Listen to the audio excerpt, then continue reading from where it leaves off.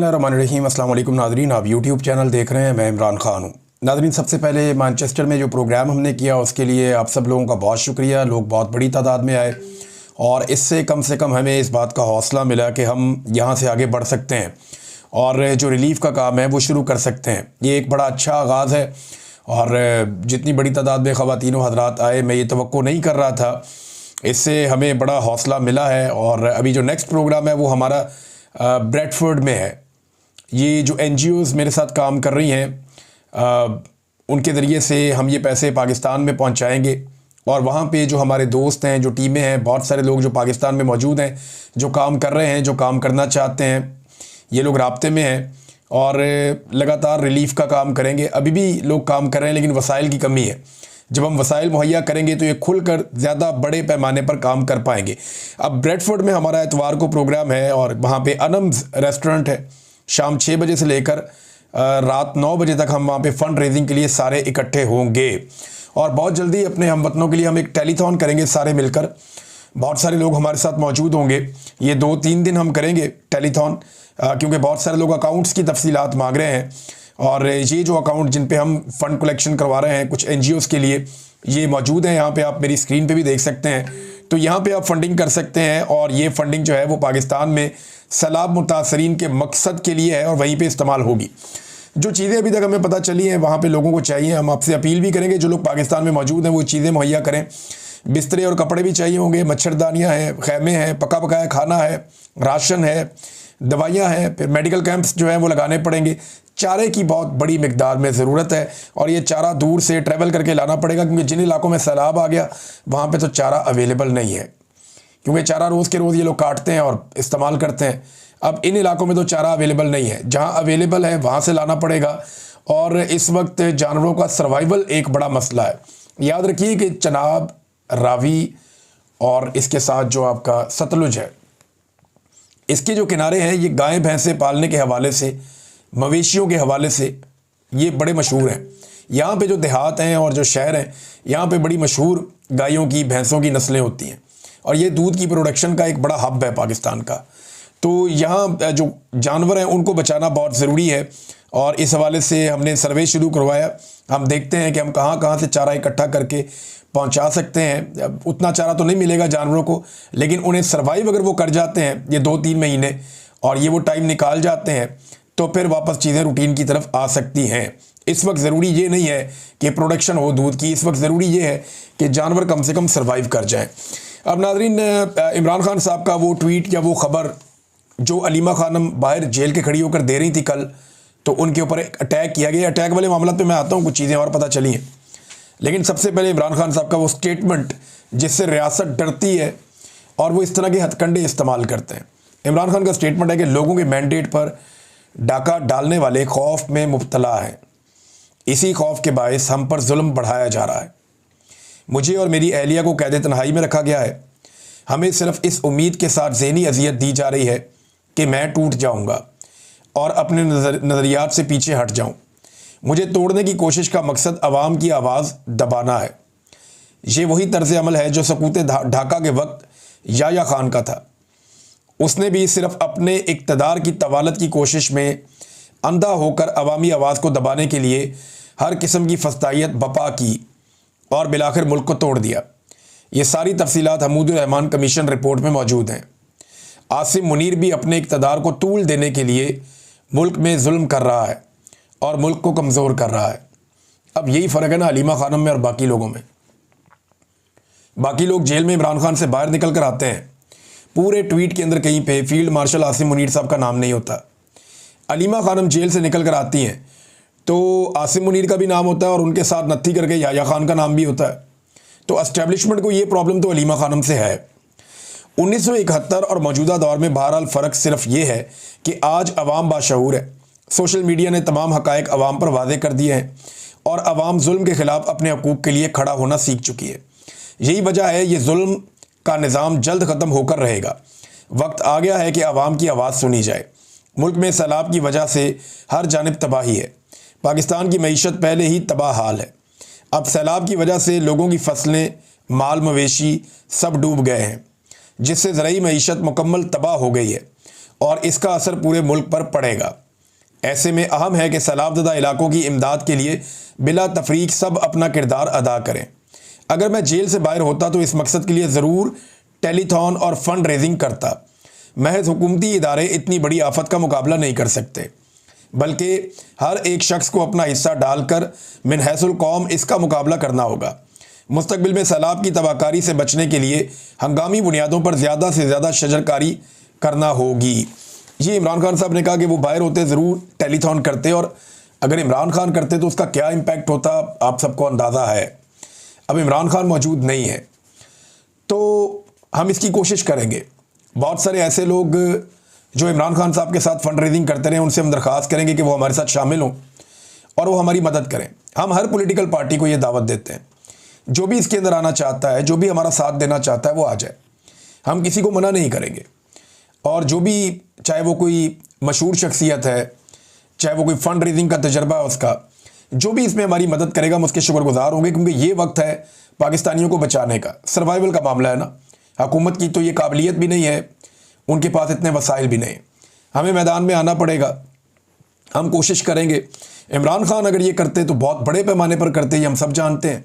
मेरे ख्याल में तो इस वक्त इमरान खान को एक टेलीथॉन के लिए सिर्फ बाहर निकालें फिर वापस बंद कर दें, तो आप उसका इम्पैक्ट देख लीजिएगा कि कितनी इमदाद इकट्ठी हो जाती है पाकिस्तानियों के लिए और कितने बड़े पैमाने पर इकट्ठी हो जाती है। आखिर में इमरान खान साहब ने इसी पैराग्राफ में कहा कि मुस्तकबिल में सैलाब की तबाहकारी से बचने के लिए हंगामी बुनियादों पर ज़्यादा से ज़्यादा शजरकारी करना होगी। दरख्तों की कटाई भी रोकनी चाहिए। वैसे बलूचिस्तान में अख्तर मेंगल के वालिद की बरसी पर हमले की शदीद मजम्मत और अख्तर मेंगल से इजहार ताज़ियत करता हूँ। बलूचिस्तान के हालात दिन ब दिन ख़राब होते जा रहे हैं क्योंकि वहाँ पर अवामी नुमाइंदगान को हुकूमत करने की इजाज़त नहीं दी जाती। 8 सितंबर को महमूद अचकज़ई की हड़ताल की कॉल पर तहरीक इंसाफ भरपूर शिरकत करेगी। बलूचिस्तान की आवाम को दहशतगर्दी और हाइब्रिड माहौल से निजात मिलनी चाहिए। खैबर पख्तूनख्वा में तहरीक इंसाफ की हुकूमत को कमज़ोर करने के लिए वहाँ ऑपरेशन का आगाज़ किया गया है, जिसे खैबर पख्तूनख्वा हुकूमत को फौरी तौर पर बंद करवाना होगा। अली अमीन गंडापुर को खुसूसी हदायत करता हूँ कि सूबे की आवाम पहले ही सैलाब की वजह से मुतासिर है, लिहाजा इस ऑपरेशन के खिलाफ भरपूर मज़ामत करके इसे रुकवाएँ। कबायली अजला में होने वाले ड्रोन हमले बंद करवाना खैबर पख्तूनख्वा हुकूमत की जिम्मेदारी है। अवाम की जानो माल का तहफ़्फ़ुज़ हमारी हुकूमत की जिम्मेदारी है। अफ़गानिस्तान में ज़ल्ज़ले पर मेरा दिल बहुत रंजीदा है और मुझे दुख है कि हम अपने मुसलमान भाइयों को ज़बरदस्ती मुल्क से बाहर निकाल रहे हैं, जबकि मुश्किल की इस घड़ी में हमें उनके साथ खड़ा होना चाहिए। खैबर पख्तूनख्वा हुकूमत को भी अपने अफ़गान भाइयों की मदद करनी चाहिए। ये पैगाम था जी इमरान खान साहब का, जो नहीं बाहर आने दिया जा रहा था, क्योंकि इमरान खान साहब डायरेक्ट तनकीद करते हैं आसिम मुनीर साहब पर और उन्हें और इस्टेब्लिशमेंट को ये बात पसंद नहीं है। अलीमा खानम साहिबा पे जो हमले का मामला है, इसमें लोगों का मौक़िफ़ आया, लेकिन जो दरिया को कूज़े में बंद किया है वो जावेद हाशमी साहब ने किया है। जावेद हाशमी साहब कहते हैं अलीमा खानम पर हमला हमारी तारीख़ में एक और स्याह बाब है। इसकी इंक्वायरी पर वक्त और वसाइल खर्च करने की ज़रूरत नहीं है। अस्करी की आदत या फ़ौजी की आदत, अपने ही गिरेबान में झांके तो मुजरिम मिल जाएगा। ये जनाब जावेद हाशमी साहब ने दरिया को कूज़े में बंद किया। ये जो ड्राइवर था गाड़ी का, उसका भी बयान आ गया और वो गाड़ी का ड्राइवर कहता है जी कि मैं तो ख़ुद परेशान हूँ और ये बड़ा अफसोसनाक वाक़या है। और जो ख़वातीन गाड़ी लेकर गई थी जिसमें वो फ़रार हुई हैं, वो गाड़ी फैसल कयूम नामी एक नाई है हज्जाम, वो किराए पर लेकर गया था और रेंट ए कार के मालिक ने कहा कि मेरा वाक़े से कोई ताल्लुक़ ही नहीं है, मेरी गाड़ी सिर्फ किराए पे ली गई थी, मुझे अफसोस है कि ऐसा मामला हुआ है। ये तो जनाब गाड़ी का ड्राइवर है, उसका बयान आ गया। अब अलीमा खानम का जो एटीट्यूड था, जो करैक्टर था, जो उन्होंने किरदार शो किया इस हमले के बाद, वो बड़ा मजबूत था। यानी मैंने नवाज शरीफ साहब को भी देखा, उनके ऊपर भी इस तरह का एक बुज़दिलाना हमला हुआ। एक मजहबी जनूनी ने उन पर जूता फेंक दिया। ख्वाजा आसिफ के ऊपर एक मजहबी जनूनी ने स्याही फेंक दी। लेकिन उनके जो रिएक्शंस थे ना, वो बड़े अजीब थे। यानी मुझे ऐसा लगा कि वो बहुत बौखला गए थे और उन्होंने वो हौसला मैंने उनके अंदर उस तरह नहीं देखा जो मैंने अलीमा खानम में देखा। हालांकि वाक़यात सारे ही काबिल मज़म्मत हैं। जब नवाज शरीफ के साथ ये हुआ हमने तब भी मज़म्मत की थी, ख्वाजा आसिफ के साथ हुआ हमने तब भी मज़म्मत की थी, एहसन इकबाल के साथ हुआ हमने तब भी मज़म्मत की थी, यहाँ पे भी हम मज़म्मत करते हैं। लेकिन अलीमा खानम ने जो अपना करैक्टर शो किया है, शौकत खानम साहिबा ने वाकई अपने बच्चे बड़े मजबूत ट्रेंड किए हैं। कमाल तरबियत की है अपने बच्चों की। अलीमा खानम को अंडा लगता है और विद इन 2-3 सेकेंड्स उन्हें सारी सिचुएशन समझ आती है। वो लोगों को कहती है रुक जाओ, बैठ जाओ, कोई फर्क नहीं पड़ता। वो अपने चेहरे पे मुस्कुराहट लेकर आती है। ये आसान नहीं है कोई आपको अंडा मारे, और इस उम्र में 70+ आपकी एज है, इंसान वैसे ही थोड़ा सा चिड़चिड़ा और सख्त तबीयत का हो जाता है। तो इस मौके के ऊपर अपने आसाब को काबू रखना, कॉन्फिडेंस शो करना, मुस्कुराना, ये शिकस्त है उन तमाम कुव्वतों की जो अलीमा खान को अंडा मारने के पीछे हैं।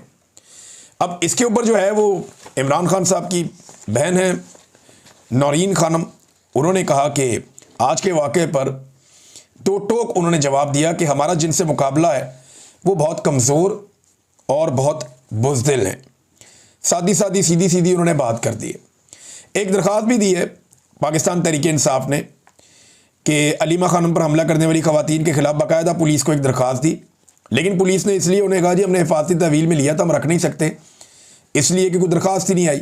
अब पुलिस कह रही है कि दरख्वास्त कोई नहीं आई, जबकि पाकिस्तान तहरीक-ए-इंसाफ ने वो दरख्वास्त दिखा भी दी है कि जनाब ये दरख्वास्त हमने दी हुई है, और बाकायदा लिख कर नीचे नंबर लिख के सिग्नेचर करके वो दरख्वास्त पहुँचा भी दी। और Tabish Farooq advocate high court की जानिब से ये दरख्वास्त पहुँची है और अंदराज मुकदमा की एक दरख्वास्त है। अभी अदालत में लेकर जाएंगे, कोशिश करेंगे। यहाँ इमरान खान को गोलियां लगी, FIR दर्ज नहीं करवा सका वो। यहाँ पे 26 नवंबर को इतने लोग कत्ल हो गए, FIR दर्ज नहीं हुई। 9 मई को पाकिस्तान तहरीक-ए-इंसाफ के ही लोग बहुत सारे कत्ल हुए, कोई FIR दर्ज नहीं हुई। तो ये FIR एक अंडे की क्या दर्ज होगी। बहरहाल गंडापुर साहब का स्टेटमेंट आया, वो आपके सामने रखने से पहले मैं एक चीज़ बताना चाहता हूँ कि बहुत सारे लोग इमरान खान को ब्लेम कर रहे हैं कि ये शायद इमरान खान साहब की पॉलिसी थी, ये जूता, ये स्याही फेंकना, ये चीज़ें करना, तो ये अब मुड़ के वापस PTI पे आ गई। ऐसा नहीं है। जो मैंने पिछले वीलॉग में बताया कि जूता फेंकने वाले, स्याही फेंकने वाले, गोली चलाने वाले, ये सारे मजहबी जुनूनी लोग थे। इनका ताल्लुक मजहबी सियासी जमातों से था, लेकिन PMLN क्योंकि आजकल एस्टेब्लिशमेंट के साथ है, तो एस्टेब्लिशमेंट की वो जमातें PMLN को जहेज़ में मिल गई हैं, लिहाजा उनके खिलाफ बात नहीं करते, PTI पे डालते हैं। इमरान खान ने उस वक्त क्या कहा था जब ये जूताबाजी हो रही थी, ज़रा ये आप इमरान खान साहब की बात सुनिए। मैं इसकी मजम्मत करता हूँ, ये बिल्कुल हमारी अखलाकियात के खिलाफ है, और मुझे खुशी है कि किसी PTI का कारकुन इसमें मुलविस नहीं, लेकिन तहरीक-ए-इंसाफ भी और आम लोगों को मैं ये कहना चाहता हूँ कि ये कोई तरीका नहीं है ये जूते फेंकने का या स्याही फेंकने का। ठीक है जी, इमरान खान साहब ने इसकी मजम्मत की थी। उन्होंने कहा था ये कोई अखलाकियात हमारी इजाज़त नहीं देती। मुझे खुशी है कि पाकिस्तान तहरीक-ए-इंसाफ इस पर मुलव्वस नहीं थी, और मैं सबको ये बताना चाहता हूँ कि ये कोई तरीका नहीं है जूते या स्याही फेंकने का। तो अब अंडा फेंका गया, पुलिस की यहाँ पे एक बहुत बड़ी नाअहली। आप सोचें नाज़रीन कि इस अंडे के अंदर कोई तेज़ाब या कोई ऐसी चीज़ इंजेक्ट की हुई होती तो ये कितना ख़तरनाक था। एक अंडा ही फेंकना है ना, क्रिमिनल माइंड कुछ भी कर सकते हैं, इसके अंदर कोई ख़तरनाक चीज़ भी हो सकती थी। भाई जिसने अंडा फेंका है वो ग्रेनेड भी फेंक सकता है। तो पुलिस की सिक्योरिटी के ऊपर एक बहुत बड़ा सवाल खड़ा हो जाता है, और पुलिस ने खुद फरार करवाया। समाबिया ताहिर साहबा और बहुत सारे लोग ये कह रहे हैं कि यहाँ पे साफ नज़र आ रहा था कि पुलिस यहाँ नहीं होती थी, पुलिस जानबूझकर आई, सादा कपड़ों में लोग खुद वहाँ पे पहुँचे, फिर उनकी निगरानी के अंदर ये कार्रवाई हुई, फिर उन्होंने अपनी निगरानी में उन ख़वातीन को बाहिफाजत वहाँ से फरार करवाया, वरना पाकिस्तान तहरीक-ए-इंसाफ के लोग ताक़ुब करके उन्हें पकड़ लेते।